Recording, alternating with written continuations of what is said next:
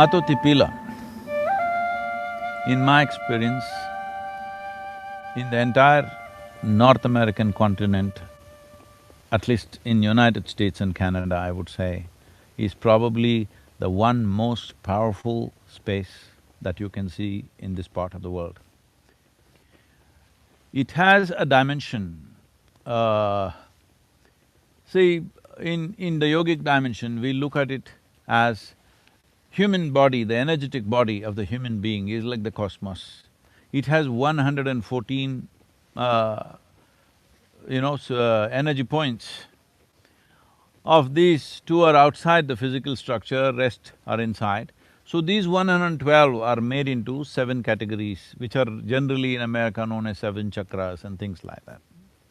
Of these 7, there is one in the throat region which is called as Vishuddha.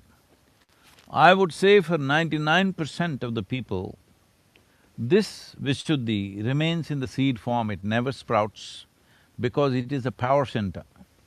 If you know something about Indian culture, the first yogi in India was called Adi Yogi, which means the first yogi.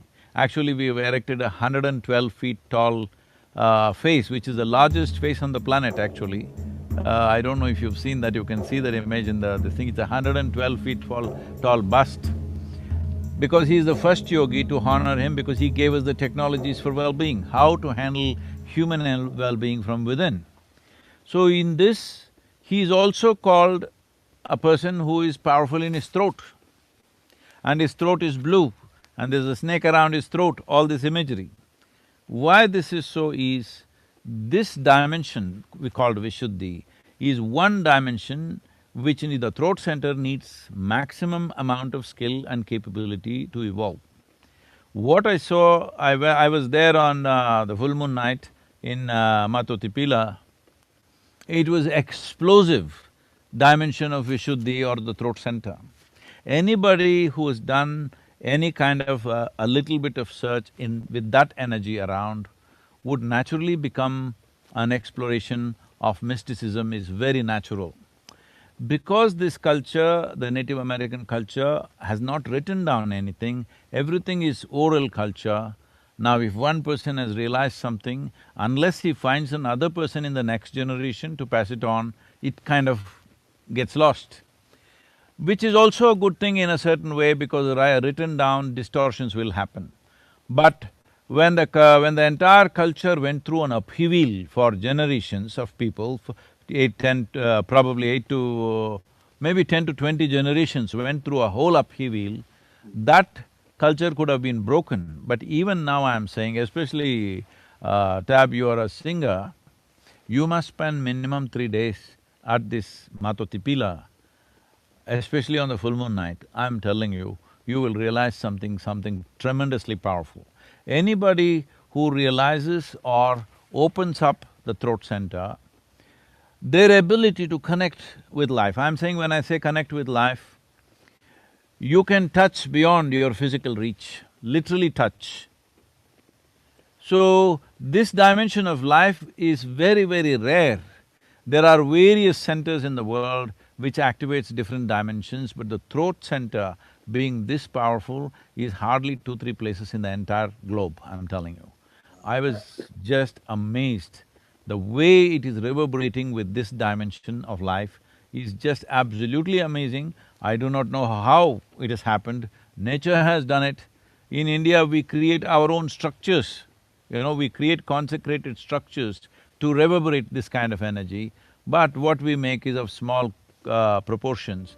But here it is standing in such a magnificent form, and this in many ways, I've spoken in detail about this, I don't want to go into the detail. This in many ways, whether tribes were from the plains or from the mountains, from the coast, wherever they were, this has influenced the entire culture in a huge way, because when I hear the Native American voices, what I see, I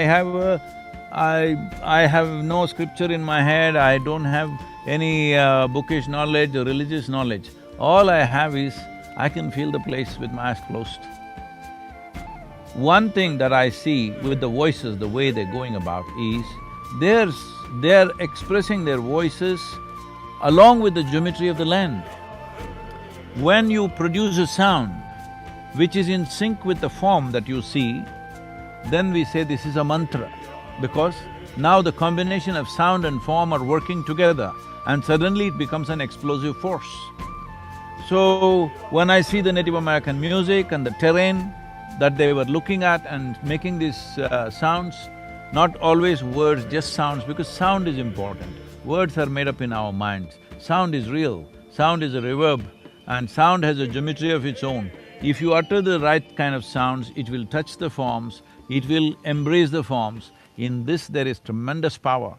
This is where I see the entire Native American spiritual process is rooted. Whether people have physically been there or not, it doesn't matter. Because even without physically being there, you can connect with it. If you connect with the land, you can connect with this dimension. And if you connect the land and the sound, you will definitely connect with this MatoTipila, because this is not a physical thing. There's an energetic dimension to that. See, we have a physical body, but without the life energy, what is this physical body? It's just rot, all right? So what is a stone? A stone is nothing unless it has an energetic body. Here there's an energetic body expressing this dimension of the throat center in the human system in an extremely powerful way, which is… I've never seen a place like that in my life. I've traveled literally everywhere, I'm telling you. That's amazing. So that's been one of the most profound things, and Cahokia also was a great thing for us to see, because we discovered certain things that what they have done there, and some things that have gone right, some things that went wrong there. That's a different aspect, but this MatoTipila is a must for every indigenous person. It's a must, whether they go there physically or otherwise, they must connect with this. This is where the power is. The basis of your culture in some way energetically is here. And with connecting with that could also be the liberation for the future.